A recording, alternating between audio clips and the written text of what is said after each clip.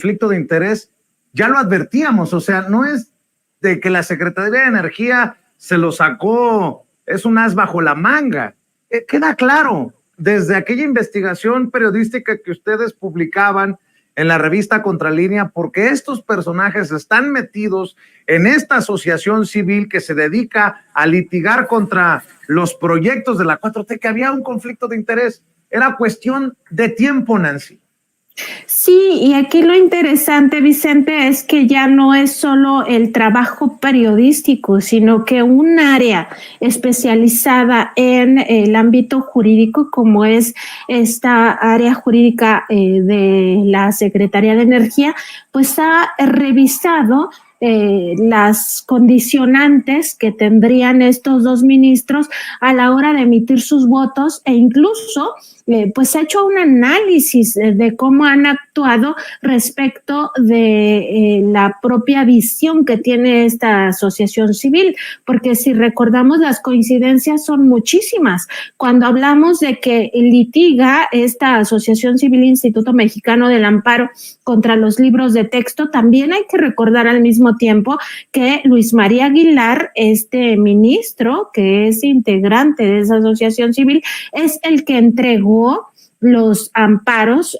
o que suspendió más bien la distribución de los libros de texto gratuitos en Coahuila y en Chihuahua a petición de los gobiernos, digamos, conservadores de estas dos entidades federativas. Otro punto de coincidencia que han tenido estos dos estos dos frentes, ¿no? Por una parte la asociación civil y por otra parte estos dos ministros que militan en esa asociación civil, pues es el tema de los salarios,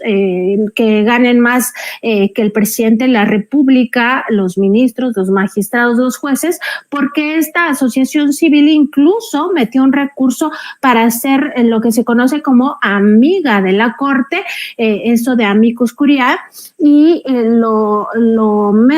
este recurso para acompañar a los ministros en los argumentos de que ganen más. O sea, ya ahí tenemos un doble conflicto de interés, porque está por un lado la asociación civil litigando este mismo tema, por otro lado quienes son jueces y parte, que son los propios ministros, diciendo que sí merecen ganar más que el presidente. Otro punto de coincidencia, nuevamente en el caso de Luis María Aguilar, pues es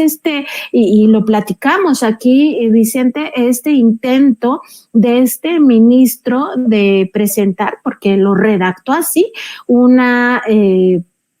un proyecto de sentencia en el cual decía que era necesario separar al presidente López Obrador de su cargo y además consignarlo ante las autoridades porque había desacatado darle continuidad o más bien restituir en el cargo a una magistrada del Tribunal Federal de Justicia Administrativa. Y este proyecto de sentencia incluso tiene partes muy similares hasta pues no iguales, digamos que rayando en esto de que ya es una constante hablar de plagio, pero sí argumentos muy similares a un ensayo jurídico que publicó el titular de este Instituto Mexicano del Amparo, el presidente de esta asociación civil, en el cual, de apellido Arriaga Becerra, este abogado, en el cual pues eso sugería que ya al presidente de la República en cualquier momento se le debía separar del cargo y fincarle responsabilidades. Él incluso iba un poco más allá de solo consignarlo, sino incluso pedir penas para el presidente López Obrador de hasta 8 años de prisión.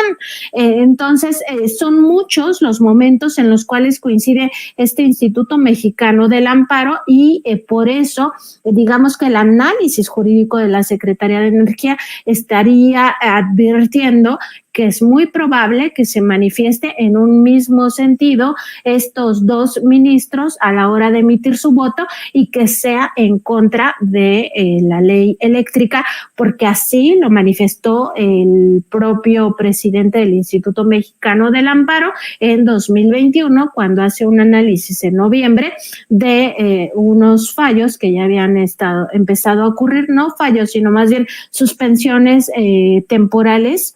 de esta ley eléctrica. Y decía este personaje, el titular del Instituto Mexicano del Amparo, que es porque que esta nueva ley no permite la libre competitividad, o sea, defendiendo abiertamente los intereses de las grandes transnacionales. Entonces sí es importante, Vicente, porque ya no solo es, digamos, el trabajo periodístico, sino esto ya se volvió